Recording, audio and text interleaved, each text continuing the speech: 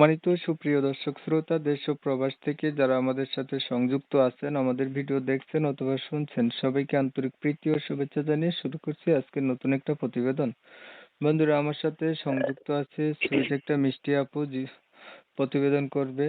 কয়েকদিন আগে থেকেই যোগাযোগ ছিল, বাট উনি কেন প্রতিবেদনে আসলো বিস্তারিত ভিডিও জুড়ে থাকছে। আপনাদের হাতে যদি সময় থাকে ভিডিওটা না টেনে কন্টিনিউ করেন, বুঝতে পারবেন।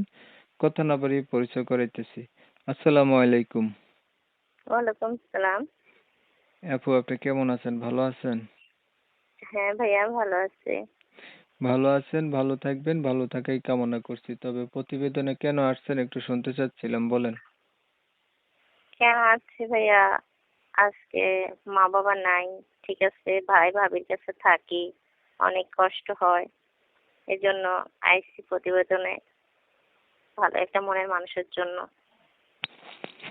ভালো একটা মনের মানুষের জন্য প্রতিবেদনে আসছেন। মা বাবা আপনার নাই, ভাই আর ভাবির কাছে থাকেন। মা বাবা কোথায় গেছে? আব্বু আম্মু মারা গেছে। আপনার বয়স কত চলে?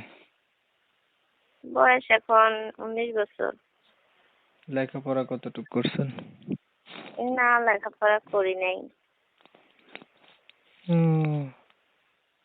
2025 সালে একটু লেখাপড়া না থাকলে কি হয়? তাতে লেখাপড়া কিভাবে করব? এত অভাবের সংসারে কি আর লেখাপড়া করা যায়? কোরআন শরীফ পড়তে পারেন? হ্যাঁ, কোরআন শরীফ পড়তে পারি। আগে বিয়ে হয়েছিল আপনার? না না, বিয়ে হয় নাই। আচ্ছা আপু, ধরেন একটা মনের মানুষ আপনি পাইলেন, এখন মানুষটার বয়স হচ্ছে বেশি হলো, দেখতে কালো হলো, আগে বিয়ে করছে, এমন হইলো, তখন আপনি কি করবেন?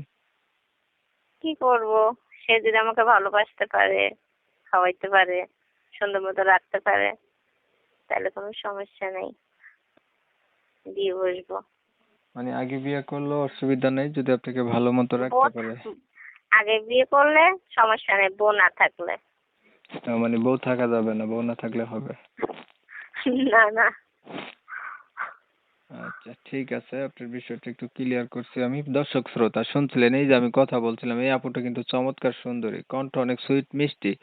তারপরে উনি প্রতিবেদনে আসছে, ওনার একটা মনের মতো মানুষের দরকার। কারণ হচ্ছে ওনার মা বাবা নাই, ভাই ভাবির কাছে থাকে, তেমন একটা উনি ভালো নাই। ভালো থাকলে তার প্রতিবেদনে আসতো না।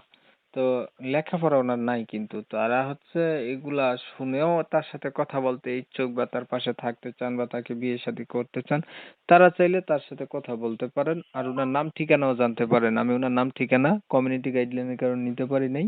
তো যারা যারা ওনার নাম ঠিকানা জানতে চান অবশ্যই ওনার নাম্বারে ফোন দিবেন, যোগাযোগ করবেন। নাম্বার আমি ভিডিওর স্ক্রিনে দিয়ে রাখছি।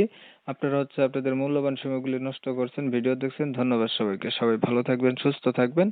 আর এই সুইট আপুর সাথে কলে কথা বলুন আপনারা।